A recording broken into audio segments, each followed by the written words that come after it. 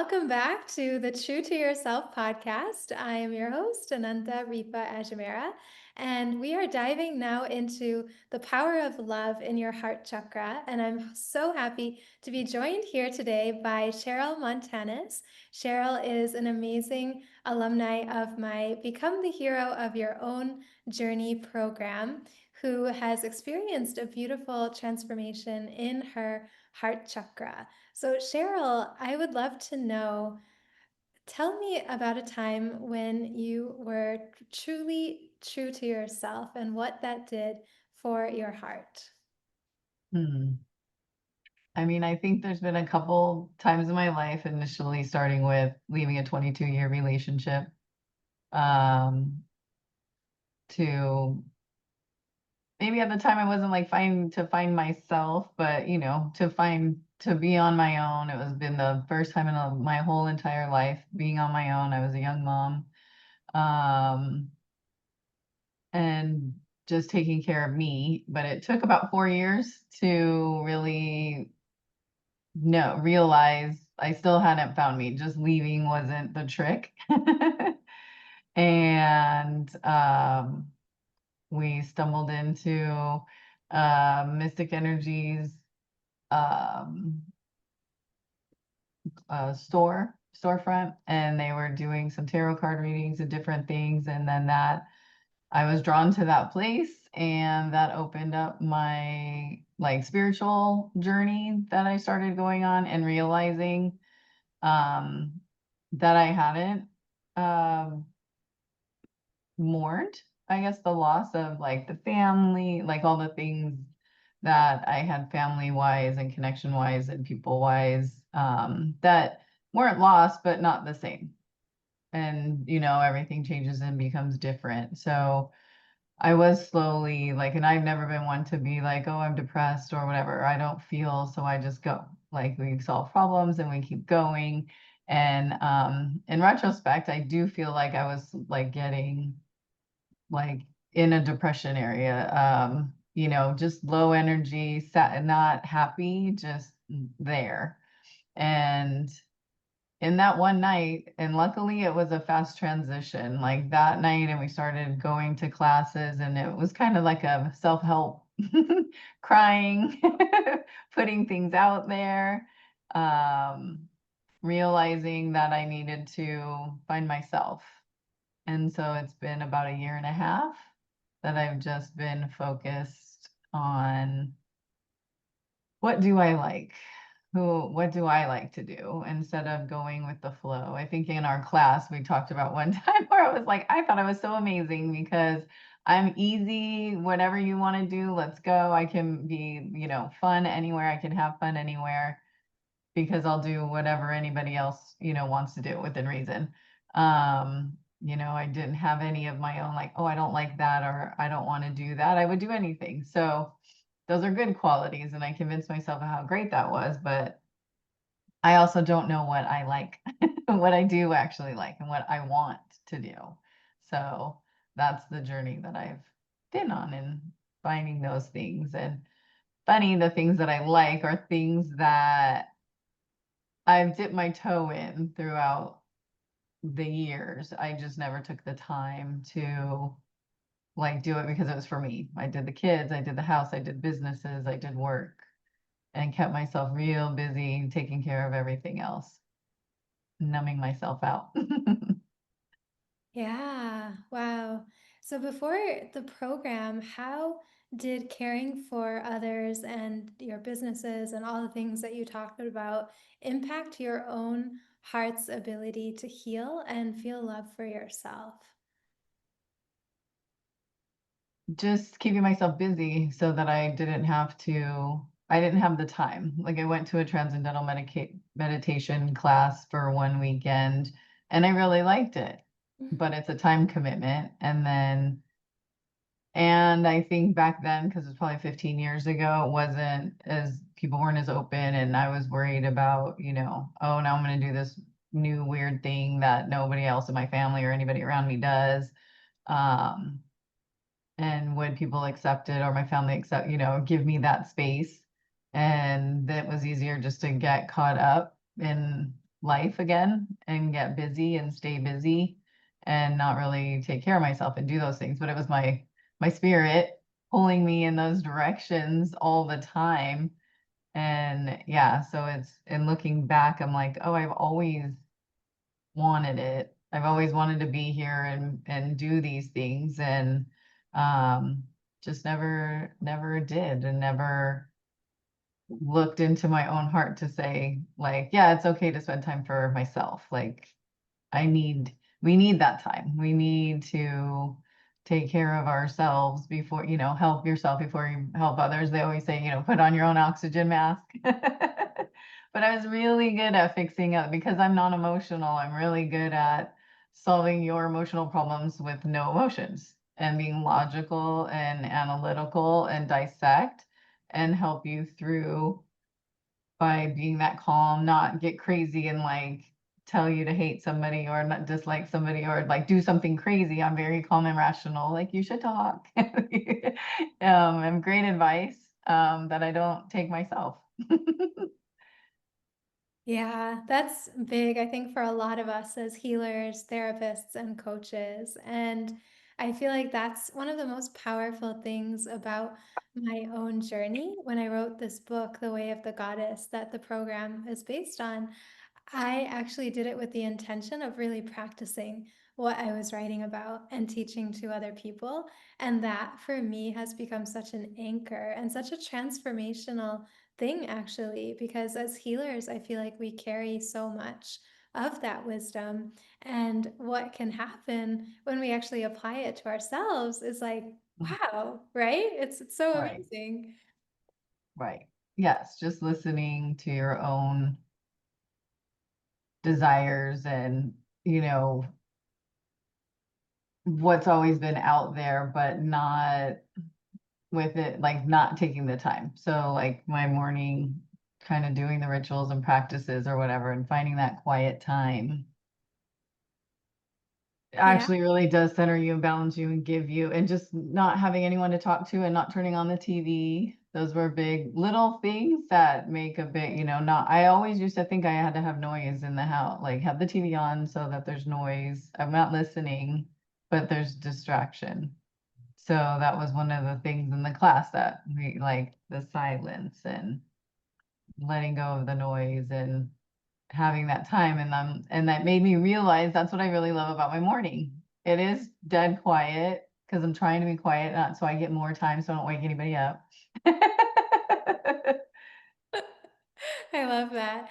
Can you share about a moment when you realized it was safe to open your heart to your own needs, desires, and feelings?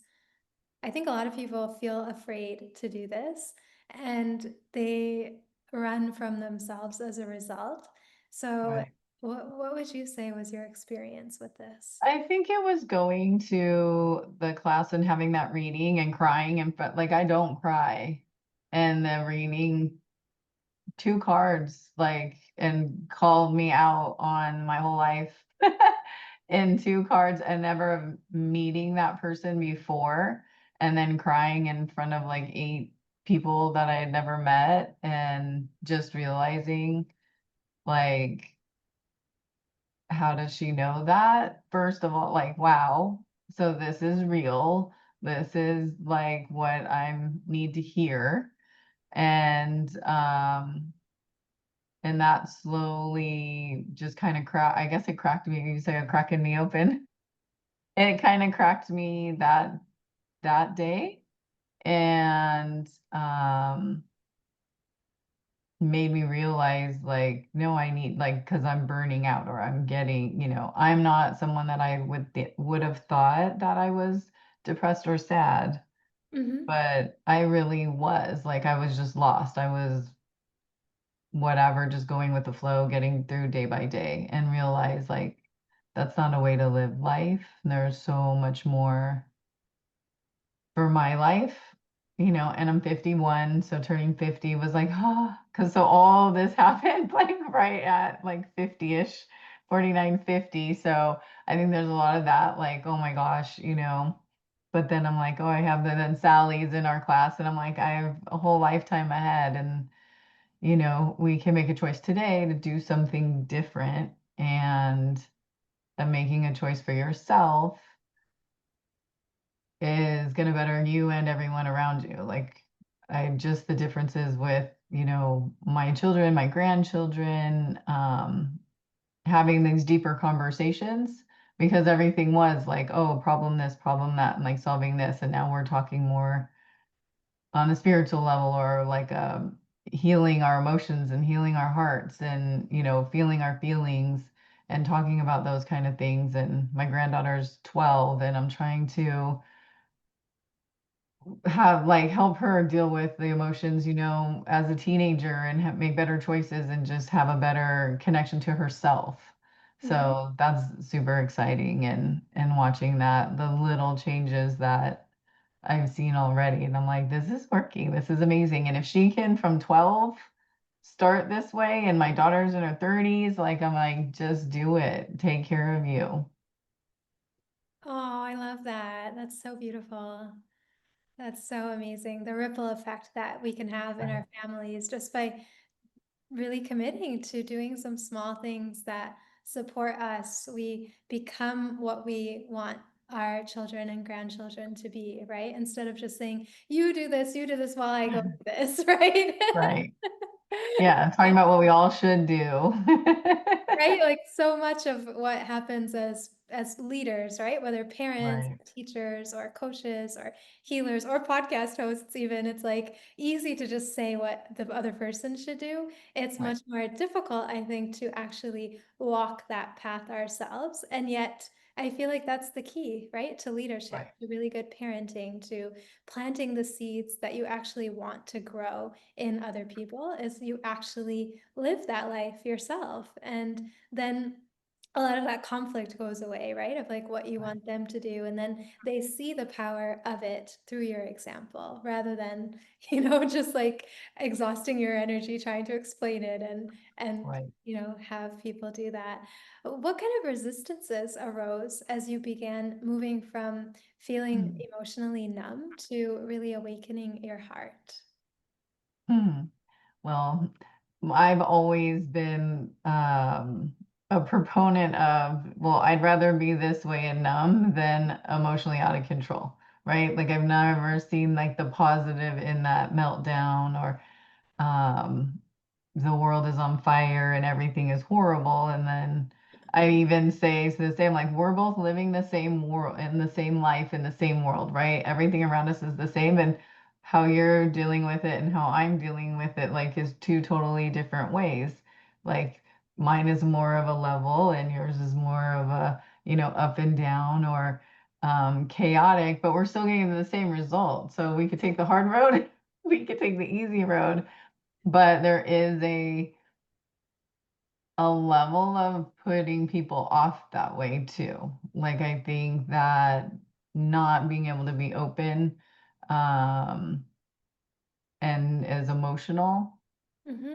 like, also pushes people away. So it's trying to find the balance of not being overly emotional, let like the world come crashing down on me, but Mm-hmm. also understanding and feeling, and embracing the emotions as they come, recognizing them. I mean, my first steps are just even recognizing that there's more emotions than frustrated or angry, and calm.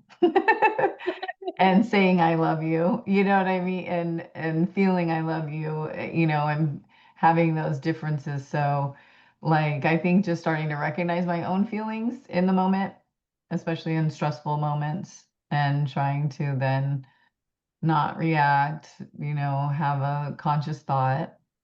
Um, but yeah, it is identifying feelings first. Yeah, yeah, I remember when we talked about this equation, or two equations actually, in our program when we were exploring the heart chakra that Swami Parthasarthi reveals, and what your, reflections were on it, because he says love plus selfishness equals attachment, attachment minus selfishness equals true love. And I remember you had said that you were a kind of person who would always say, I love you, I love you. And this actually caused you to pause and reflect, hey, what is love actually? Right. Can Yeah, I did pause and reflect to see it. Like, have I actually ever been in love? So my family never said I love you or gave hug. Like, we weren't that type of family. It was a tumultuous, fighting and then just normal, or fighting and then just normal.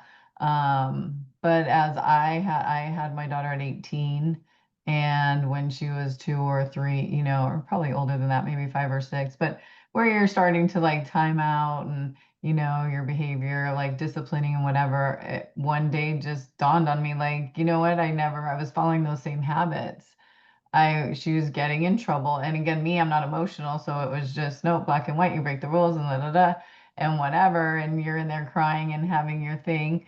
And I realized I needed to make sure that I said, I love you, hmm and that that you're loved. I love you, but you're still going to be in timeout for 20 minutes. Um, and also I had stepchildren, so I knew it was important. I don't know how I knew, but it was just given to me that it was very important to make sure that they knew I loved them hmm before um, any discipline came from me. So initially, I never disciplined, I just talked to them and whatever and let their parents just do that kind of thing. So to establish that love, my dad adopted my brothers. And so I was that kind of family anyway. And I think that's probably where that came from. So as a hmm step parent, you need to like love first, and then, then you can have your comments or discipline or whatever. So that came years later. So I think that was kind of during that time, and it was part of that. Then I started saying the words, I love you, and saying it all the time. Like, so now my family is all trained. When we get off the phone, it's I love you. Like my daughter's best friends, like we all say I love you. But the men in my life have always been like, oh, use that like throwaway. So I think I did go full from none at all to, okay, everybody needs to know that they're loved, because I never heard that. I remember one day saying it to my mom on the phone because it became a habit. And hmm when I was saying goodbye to my mom, I was like, hey, love you, bye. And then she gets and didn't know what to say because our family didn't say it. And I hung up and laughed because I was like, oh, I didn't even mean to say it to her because I knew it would throw her off.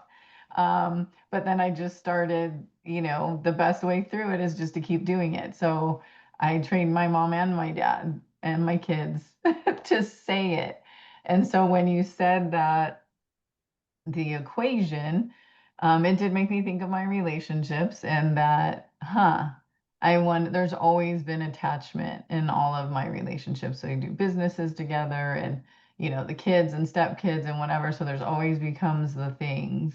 And I don't know that I've ever had true love, because it's always been a rational, logical, not so much of an emotional decision making. I mean, there's some emotions obviously to get you there, but then it was like, oh, I'll move in together because it makes more sense to not pay 2 rents. You know what I mean? It was always logic that brought it to whatever, next step, and probably sooner than necessary, because I learned a lot in our class. And I'm like, wow, I think it's amazing the way that you go through your relationships and are doing that. I love hearing about it. Um, but yeah, that there's a balance, and like having that, being trained to say I love you versus feeling those feelings of I love you, and how um, the attachment, like even with our kids, we love them because they're our kids, and so, and that's a huge attachment. Um, and would it be there without? And I do know, I do love all my kids, and I would still be in their lives. But yeah, the attachment thing was kind of profound and made me have to think. It makes me Yeah, kind of sad. it does because it makes us reflect like what kind of expectations are coming with that love, what kind of desires do we have for what the person should be doing, where Mhm. is, manipulation and control potentially also even coming into the love, right? Like with Right, codependency, I feel like it's so much of that where it's like we can do things for people, but there's always this kind of expectation that something is going to happen as a result of it. And when we start to examine those desires and expectations and really consciously release them, it allows so much more space, I think, for the true love to really blossom. Because when we don't have those desires, right? Like that's kind of what the selfishness is. It's not about what you do or don't do, because you can do all the things, right? right, And more things for someone, but still very much have attachments and expectations for what they will, or entitlements rather, right? Like right, entitlements and expectations for what they should do as a result of what you're doing. And when we can just feel the attachment without any of the extra stuff, right, that goes with it, it's so beautiful to have that love just get purified, right? And be really like the real true thing. right. And I think that at the beginning of relationships, that's the trick, right? Because it feels like Yeah. that. You're like meeting people and talking and all you whatever you say and everything's funny. You know what I mean? And all of our like resistances are down. Uh, And it's crazy how quick like one little thing as the dynamic starts to change, then you're like, huh.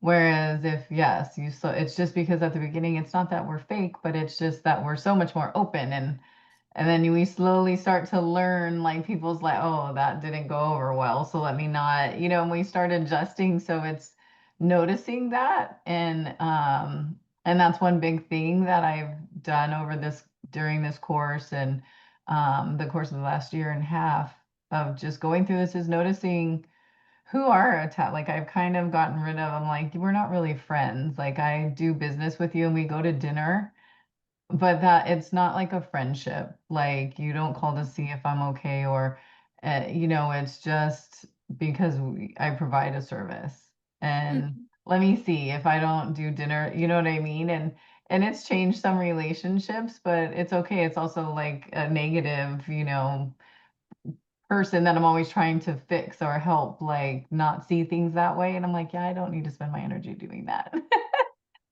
So, I mean, outside of, relationships, romantic relationships, just in life, evaluating that differently has really opened my eyes and yeah, given me back some of my own time for me. totally, totally. Yeah. Yeah. So how has embracing more of your own self-love changed your relationships, would you say, with others? You shared a little bit about it, but is there any other way? Yeah, I think I realized I have a lot of the things that I do is energy work, right, with Reiki and emotion code.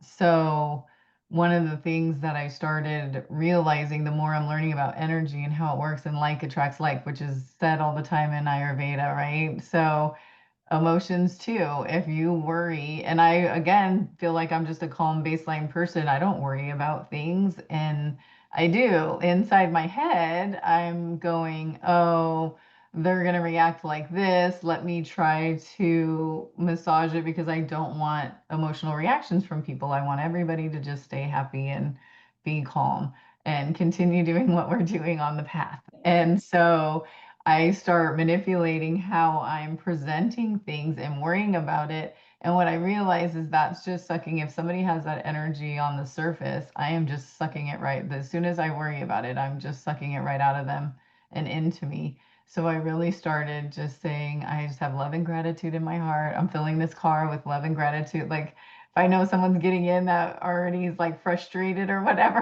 I'm just like filling the car with love and gratitude and filling my space. And it's wild how much that works. And so I tend to say like it's me. And then people are, your friends and people around you are like, no, it's not, this isn't okay and that's not okay. And people can't act like that. I go, I get it. The behavior is not right from the other person, but we have so much more control than we realize.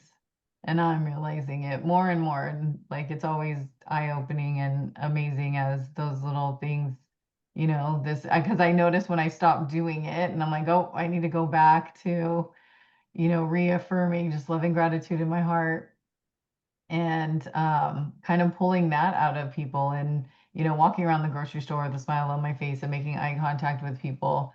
Because something that I realized when I did come back around and started feeling happier or really being happier, when I would go to the grocery store or the store, wherever, people would always be like, oh, hi, like just give me a random, people would just start talking to me, but it's because my eyes were up and my face, like I really did have some joy in me, And as I was in that little bit of a depressed time, I was like, yeah, nobody even talks to me anymore when I'm in a store. Like I must be getting old or blah, blah, blah. No, I don't look. And I realized, no, it's my whole energy. I wasn't attracting people the way that I was, has nothing to do with appearance and everything to do with me looking up, smiling, and feeling good.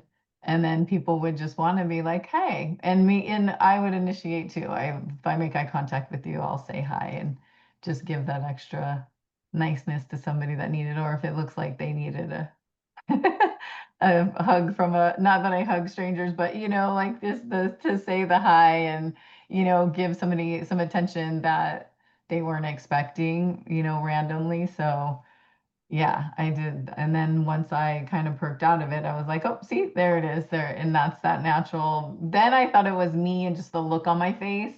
But now I realize it's the energy that I'm generating and putting out and I'm attracting negativity to myself. So we fulfill our own prophecies. All the things and wives' tales and sayings are there for a reason. They're all true.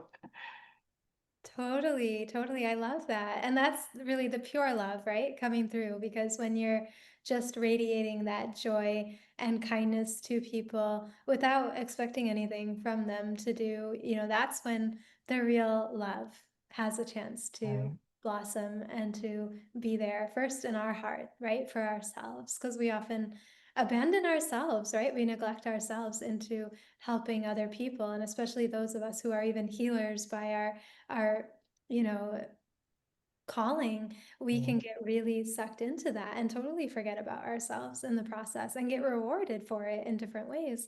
But then we ultimately pay a price at some point, right? And we all have to do that reckoning and reflection within ourselves. And so what practices or insights from Hmm. the Become the Hero of Your Own Journey program would you say specifically helped you to reconnect with the power of your own heart? So the most profound, I would have to say, was the silence. When we did that chapter, and you recommended a whole day of silence, and I was like, whoo, I got my 2 hours in the morning, like, and I felt good about it. I was like, yeah, that's when I think it started really layering in that my morning routine has really given me some balance. And I didn't realize I had such a good one, like until talking to everyone. And I mean, I'm just analytical, so I have an Excel spreadsheet checklist to try to track it, plus, all the things I'm trying to track. So, but I have this ritual and I felt good about it, but I was like, wow, I don't know if I could do a whole day. And we went hunting in the woods, my first hunt, and I sat in a blind by myself for 16 hours. And you can't make a sound and you can't do anything. And I sent some Reiki energy out into the woods and I did some meditation and some healings and whatever. I called in a ton of animals, like, so I saw all kinds of wildlife and a beautiful thing. And you don't have technology, you have your phone, but reception is sketchy and then the phone's going to die. And I needed to hike my way back out because I would get lost. So I had to reserve my batteries. And one day after that class, I think it was the second hunt, um, my phone didn't charge at night. So by 11 o'clock, I didn't have any battery. And I was like, because I had been reading a book or doing some emotion codes. And what am I going to do? I didn't bring the hardback book this time. But I had brought my notebook from class. So I said, let me go through and do any homework that I didn't do or any of the practices that we could pick one or whatever, and there were three or four. So I had gone back, and one of those was writing a letter. It was unspoken resentment. Also writing a letter to myself, writing a letter to my emotions, and writing letters to someone that there was a resentment, or we made a list of people. So I did write the letter to myself. That invoked a few tears, and it was amazing. With the free writing, it does start coming. And I'm Mhm. not a writer. When I journal, it's today I did da da da da da. And so this one, writing a letter to myself, I had one other time done it before, so I had a little bit of practice months and months ago. So that one was a little bit easier. Writing a letter to my emotions, and I think the instructions were to talk about how it had served me, and then how it no longer serves me and how I want to move past it. So that was really cool. So this is all kind of leading up to then I was like, check, okay, got that done, check, got that done. Okay, the next one is resentment. And I had made a list of, my ex-husband, different people on the list that I thought that's who in the moment, those were the ones that popped to my mind. And my mom and dad were on there, but they were lower on the list. And I was like, you know what? I wrote to my dad, I think my father first, and then my mom. And I was sitting in there, just tears running down my face. It was the middle of the day, so I really wasn't too worried about animals coming in because they were all bedded, but I was just going to town and crying and kind of feeling it. And at the same time, stopping and noticing, like, I really needed to get these out. It's things that I thought, but I never said it in that manner of saying it to them through a letter. Like I'm really saying this to you. I've always not excuse the behavior, but justify it, or however you want to say, like, oh, I always look at your upbringing and your traumas that you've gone through. We've all gone through traumas. So, like, we're Right. all here in a different way. And no one's out there going, I want to hurt people. It's just, it happens. And I don't intend on hurting people, but I hurt people.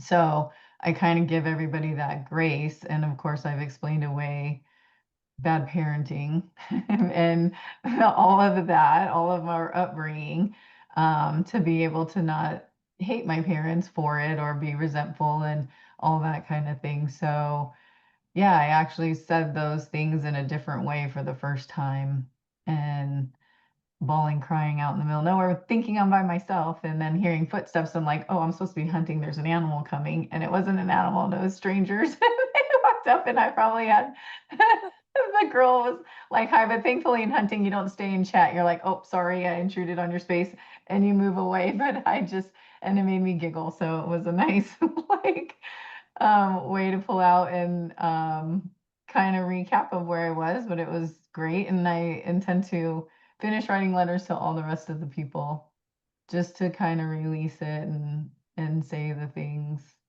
that we don't say because we don't want to hurt people's feelings. And I don't think it needs to be actually said. There's nothing, it's all stuff from the past, right? Like there's no changing it. And I've always said I'm who I am for all the things that I've been through. I don't remember them, but probably because they're traumatic, but it's my superpower of, not remembering.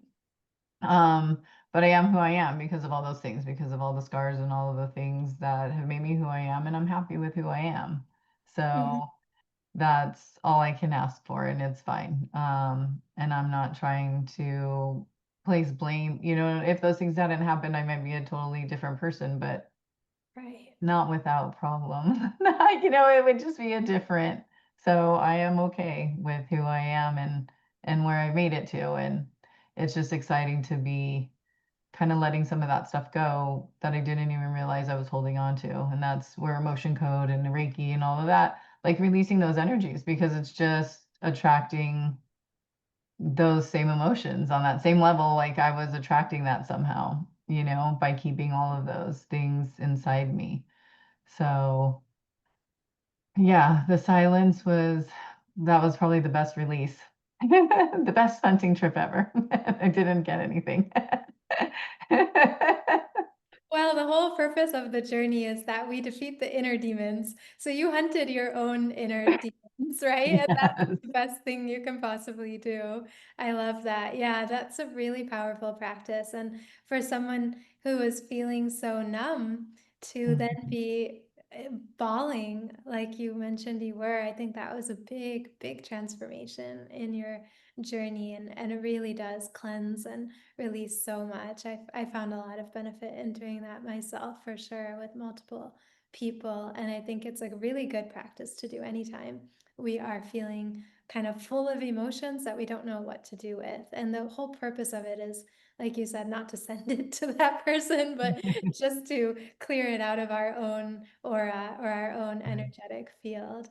So, Cheryl, if you could speak to the younger Cheryl, one who may have closed off her heart to protect herself and just be, you know, even keeled and go with the flow of what everyone else wants, what would you say to her now from the perspective that you have now at 51 with the kind of journey you've been on?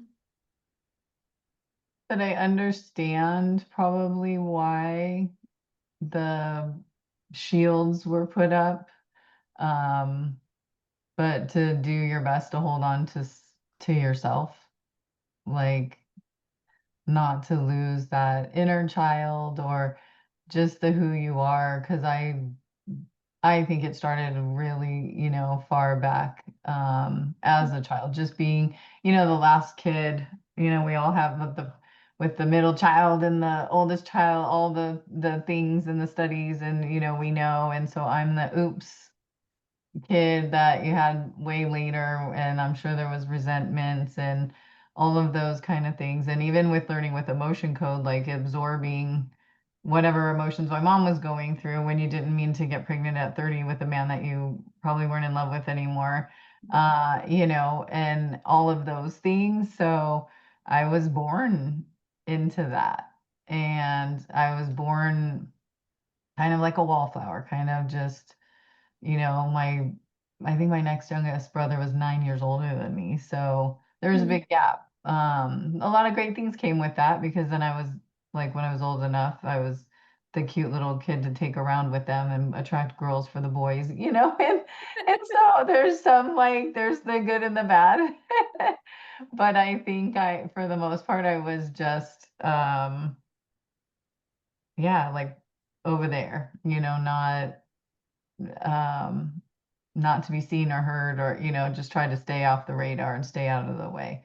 And that probably started building that. So if I could be a bigger personality, or what I mean, like find myself and be that person, and kind of hold on to that, would probably be just so that I knew there was a little bit of me left once I got here to find, because it's hard to find. I don't know. I think I was so long that way that I really don't know what kind, and without the memories, I don't know what kind of kid I really was, or what. I mean, I was a tomboy. I do know that. We played with guns and did that kind of stuff. So, I mean, it wasn't all horrible, but um, yeah, maybe that's why I hunt now, because I was a tomboy then.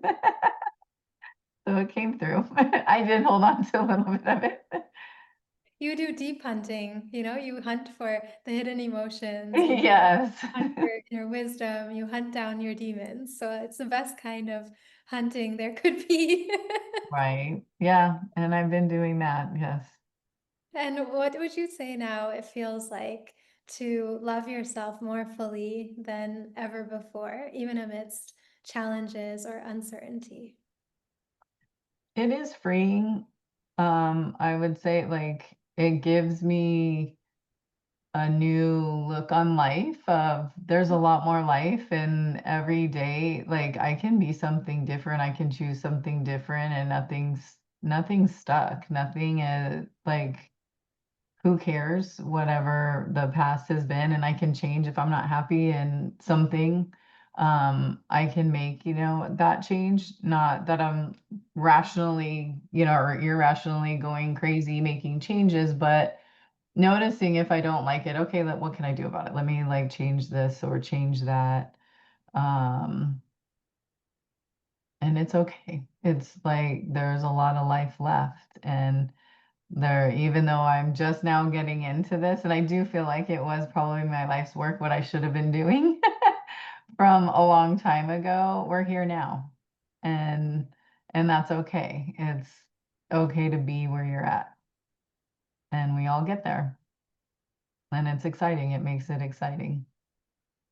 Totally, totally. And in the Bhagavad Gita, Krishna says that no effort on the spiritual path ever goes to waste. No matter when we start this journey, how late it may feel in the life cycle, it's really, we believe in reincarnation. So it's just the beginning then Mhm. of setting the seeds to create the next one, right? To start Yeah. exactly where you leave off in this chapter. And you mentioned about Sally. Sally is our amazing 82-year young um, Mhm. program member, community member of the Ancient Way, the Circle of Life. And she was part of this hero's journey with Cheryl. And I'm going to have her on the podcast as well, share about her powerful journey. But she is such a living inspiration of that, right? That, at 82, she's still learning so much and still discovering so much. She just got back from a big, epic trip to Europe, and like life Right. only stops once we stop learning and Right. stop growing. And so the whole purpose, or the whole, practice of really being in your heart, being open to life, is, I feel, what keeps us young also forever. Yes. And the knowing that I'm preparing for my next life is kind of amazing, right? And gives you Yeah. that it doesn't matter because whatever I can do here just makes the next life that much more amazing. And and that, it's all for a purpose and a reason. And looking into those past lives of like what the heck was going on. It What am helps I? explain, right? Like what's Yes. going on in the present, but all that matters is the story that we tell here and now, right? Hmm. Yes, and yeah, and exploring, just finding you and finding what you're calling and what you naturally have within you that makes you you, that makes you on your journey.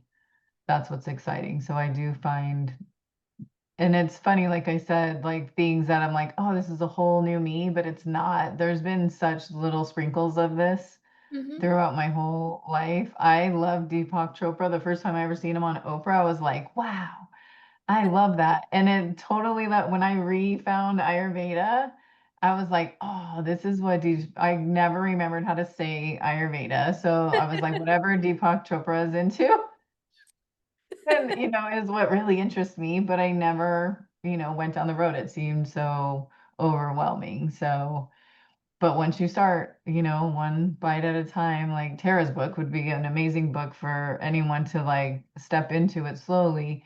Um, but yeah, it isn't big things. It's a lot of little things and understanding that all these little things add up. And I just love the ancient wisdom and nothing Western.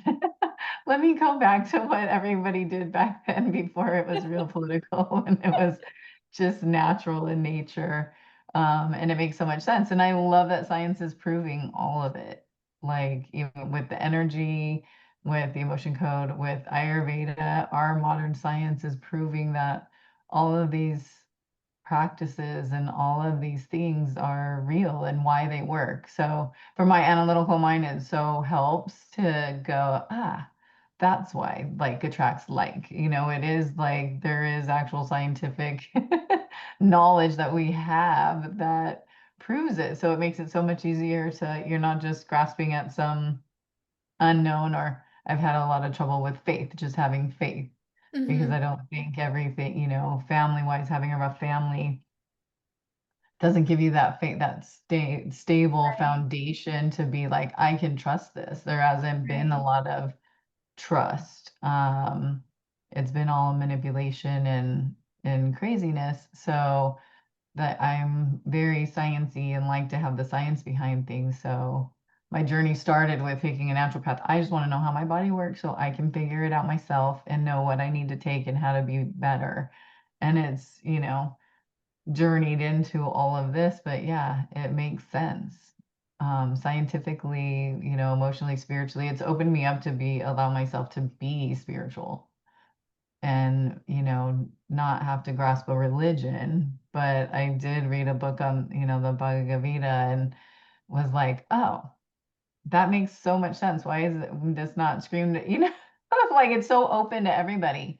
It's the path. One path leads to all, like to the one, to the same. All the paths go to the same place. We're all, and I've always kind of believed that. And that's why I don't like religion, man-made religion. I always say I don't like man-made religion because everybody has to be so right in their thing. And then there's already a book out there that says like, no, it's all the same and it all leads to the same place. We're all doing the same thing. And I'm like, I didn't know that existed. So that's amazing. And it makes it so much easier to, some basic principles and be kind and all the things that religion teaches are great, Um, it's just the judgy part that I try to stay away from.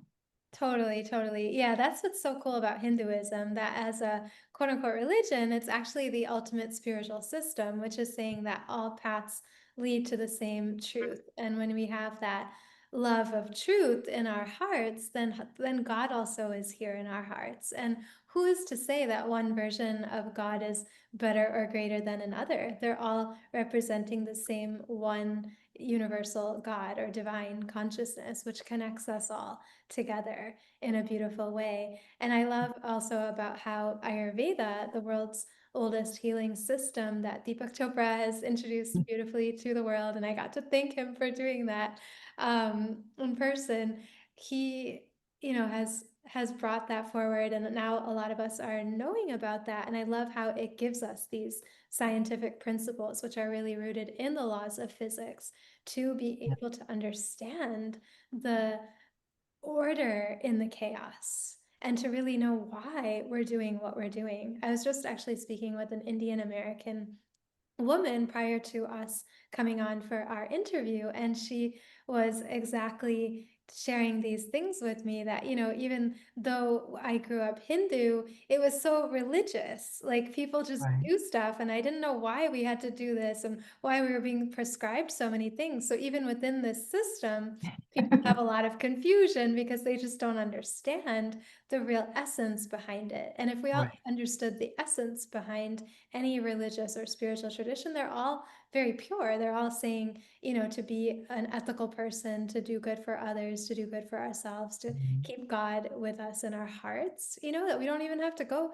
to a religious institution to find God, because that's actually what lives inside of our own heart. And that's why even in Islam, it's all about slaying the inner demons, right? To be able to discover your own true self. And I love that we had a Muslim woman as a part of our cohort, and Right. she connected with it too as part of her own kind of connection, along with what she believes in Islam as a practicing Muslim. And so, yeah, like these are just universal principles that anyone and everyone should be able to embody to live a happy and healthy life. And I'm so excited that you're going to be joining our 8-week Take Health into Your Own Yes. Hands program starting up next week. That's going to be a wonderful journey to incorporate these wellness practices and be I able to have your feel the book. I've already started.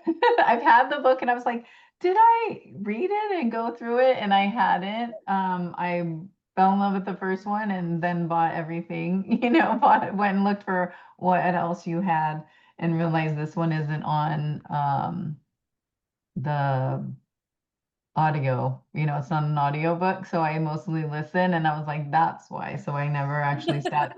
So I'm actually kind of glad because I'll go through it in the class and so it'll all be more fresh and going through it. But yes, I'm very excited to kind of get the rest of the rituals and practices and figure out my long-term practices and eating and the digestion and hormone balancing. I mean, that's kind of been, this all started just like on a health journey as Mhm. well, but turned into a spiritual journey. But obviously, it all is one thing. You have to have all the balance and everything. So, yeah, so slowly just pulling all the pieces together and trying to learn to juggle. I love it. I love it. Yeah.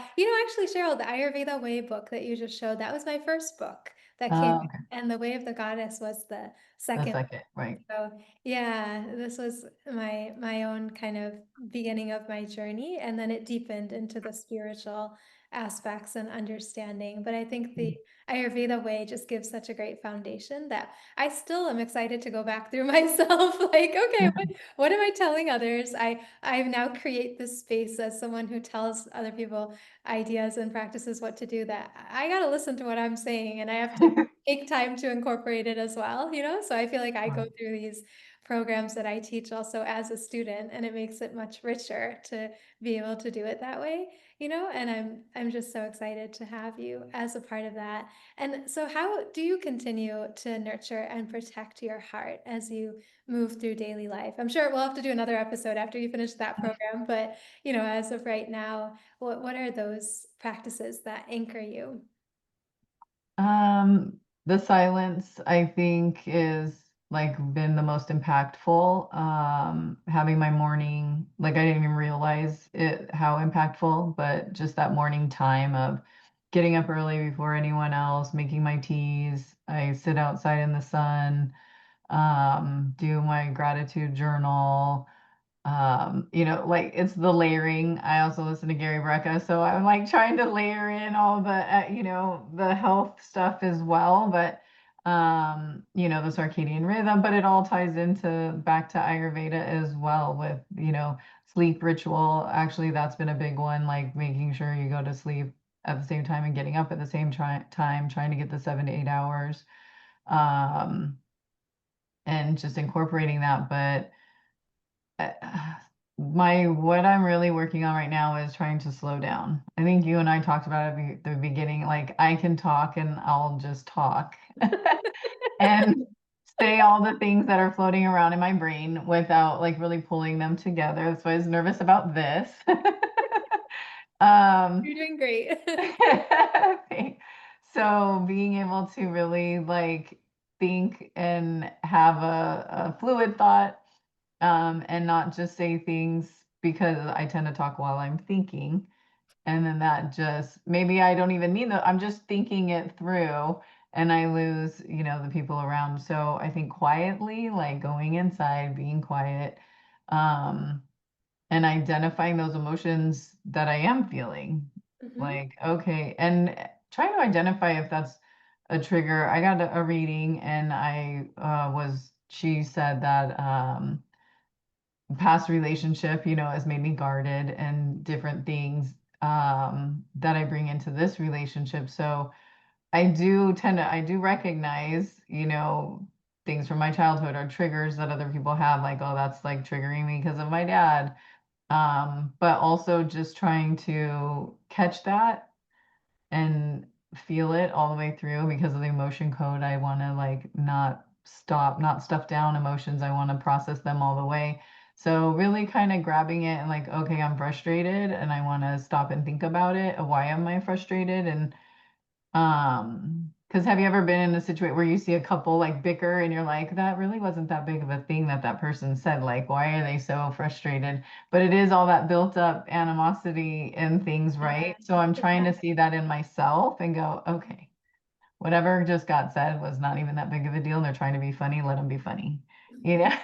And like, what did that really trigger? What emotion can I release right now? And like unstick that to get them out of there. So yeah, that's kind of been the focus is relax and be calm and try to feel the emotion all the way through and also identify as like where it really is coming from. Because I think at this time in my life, everything is just a trigger of something. We're so built and designed to protect ourselves from all the things. So, oh, Yeah. there's little roadblocks. So, like, we start making our own roadblocks in our life and just trying to like crash those down and say, nope, it's okay. It's okay that I feel this way. It's okay that you feel this way.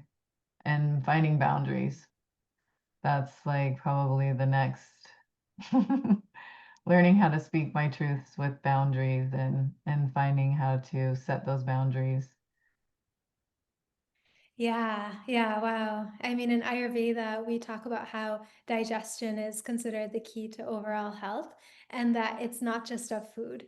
We have to digest our emotions, we have to Right. digest our life's experiences, and that's so much of where dis-ease gets anchored into the body and or the mind, right? It could be that the body is okay, but the mind has just got a lot of disturbance that may have gotten Right. deeply buried under the needs of other people and constantly responding to them instead of allowing ourselves to just feel pain, to feel discomfort, to feel sadness, to feel anger, to feel loneliness, frustration, like all the human range of emotions. Because once we allow that digestion to happen, the understanding of what the past has caused us to do in the present, then the awareness itself also allows us the space to make a new choice. And when we are living fully in the now, right, we are having the most power to be able to enjoy life and to unwrap the gift of each present moment. So that's really where all of this leads us to. And I am just so happy that you're joining on for more journeys. And we have our Circle of Life community also to continue this process of digestion in community. We had our first medicinal storytelling circle on Saturday, and it was so amazing to have people of all ages, all stages, all walks of life come together to share from all over the world about what we've overcome in our lives and what was it that allowed us to overcome those challenges, because we can then understand in each other's stories even what we're going through now is the beginning of something beautiful to come. In the Bhagavad Gita, Krishna has says that what is like poison in the beginning becomes like nectar in the end, and what's like nectar in the beginning becomes like poison in the end. So rather than just putting aside the poison to choose the nectar, we can see through stories how the challenges and the poison, when we go through it and we take it in and we move through that, allow us to experience the nectar in the end, and how then we become more brave to take on each challenge and really feel our emotions, right? Instead of running away from them. And I feel like we do that better when we do it together and know that other people are on this journey as well. So you'll have that space also to continue to process and continue to share. And we keep going through the same nine chakra theme each time. So I think when heart chakra comes in, we'll have you open the circle and share your Okay. story, and we'll share the podcast with people as well. And it's just a way that we keep ourselves anchored in our hero's journey as we keep on growing and evolving, and that way we also stay connected to each other in this heartfelt way, which is just so nice to know that there's other warriors of the spirit out there who are Right. doing this together. And this has been so amazing to talk to you. And before we close, I want to just ask, what advice would you give, Cheryl, to someone who feels disconnected from their heart or the power of love within themselves? I think what you were just saying, though, as you were saying it, I realized in this group, I learned a lot more than I expected. Unexpected things. I don't have a lot of ailments and physical issues. And like, your checklist was like, what is your body? And I'm like, yeah, I don't have any of that. Like, so I'm so grateful to that, but that doesn't mean, it is, mine's more mental. My my mind is, full. But it allowed, in talking to people and hearing everyone else's stories and kind of being there, it does make you feel like, okay, well, one, I'm not alone. There are like people going through this, like even with Tara, with, oh, she's, becoming a practitioner and it's been about 5 years. Like, you're able to see that everybody's going through it, no matter what age. And we're all on like the same journey differently. And so I think it is, my advice would be to get a group of like-minded people, find your tribe. um us walking into that store that day opened up my world to a whole nother tribe, which led me here. And I'm being part of the circle. And I missed Saturday, but I'm trying to get to all of them. I was in all the others. um but yeah, that's like you just get so much insight from hearing other people like dealing with the same things. And and it's just nice like to talk about, like our group was very small, like the five of us, four of us, five of us. Um, so we all had enough time to talk, we kind of, somebody had something come up, so we were able to like, coach each other through it. So I just think, yeah, finding something like this is amazing. Oh, thank you so much, Mhm. Cheryl. This has been so wonderful to connect with you. And I know that your journey of opening your heart and finding the love within yourself is going to touch so many people's hearts. And I just want to invite anyone who's listening to check out the show notes for all the links to check out the programs that we offer about taking health into your own hands, becoming the hero of your own journey. And if you don't know where you want to start, then the Circle of Life community is a wonderful place because we have a free membership tier where you can join us live 3 times a month to just share medicinal healing stories from your heart and connect with the hearts of others from all over the world. And it's an ongoing platform for anyone who's wanting to or committed to helping others to grow in some way, whether you're a healer, a coach, a therapist, it doesn't matter, but we're all healers and givers who are learning to do so from a full cup. And we would love to invite you to join us for a beautiful journey ahead. And thank you again so much, Mm. Cheryl, Thank for you for having sharing. me. It's been wonderful. Thank you. Thank you.